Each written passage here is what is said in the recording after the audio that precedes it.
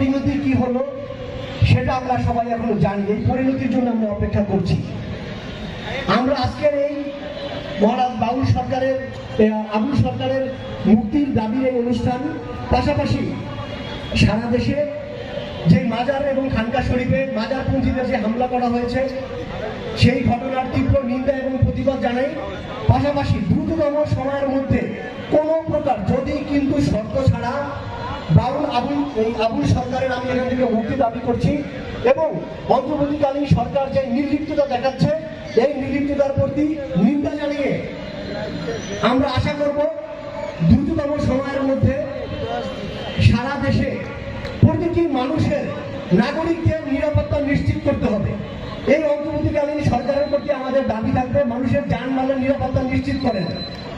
যদি আপনারা মানুষের যানমালের নিরাপত্তা নিশ্চিত করতে না পারেন তাহলে আপনাদের আমি আবার স্মরণ করে দিয়ে আমার বক্তব্যটা শেষ করতে চাই।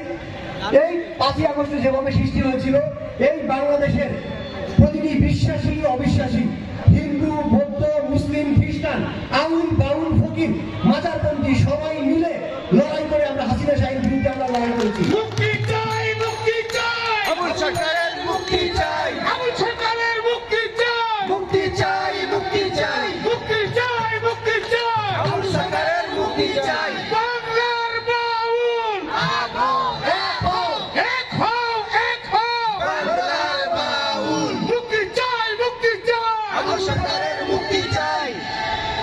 সমবেত বন্ধুগণ, আজকে আমি আমার বক্তব্য দীর্ঘায়িত করব না। শুধু একটা দাবি, এই রাষ্ট্রের এখন যারা পরিচালনা করছেন আপনারা তো আমাদের 5ই আগস্টের আমানতকারী হিসাবে আপনাদেরকে আমরা ক্ষমতা দিয়েছিলাম, সেই আমানতের খেয়ানত করবেন না। এই বাংলাদেশের ফ্যাসিবাদ বিরোধী লড়াইয়ের প্রতিটি অংশীজনের আপনাদের হাতে আপনার আমানত। সবাই যেভাবে বুকে দাঁড়ায় আমরা এখন পর্যন্ত সেই ধ্বংসের পথে যেতে চাই না। 5ই আগস্ট পরবর্তী সময় আমরা কোনো ধ্বংসের পথে আর যেতে চাই না। তাই যে হাত দিয়ে বাউলদের প্রতি আঘাত করা হয়েছে সেই হাতকে আমরা কিন্তু রুখে দিতে জানি। আমরা কেউ এখানে দুর্বল চিত্তের এখানে কেউ নাই, এই কথাটা মনে রাখা উচিত। এবং পাশাপাশি বাংলাদেশের সকল নাগরিকের সবার অধিকার, সমান অধিকার নিশ্চিত করার, যানবাহনের রক্ষা করবে, যানবাহনের নিরাপত্তা নিশ্চিতের দাবি জানিয়ে আমি আমার বক্তব্য শেষ করছি এবং মহারাজ আবুল সরকারের মুক্তি চাই।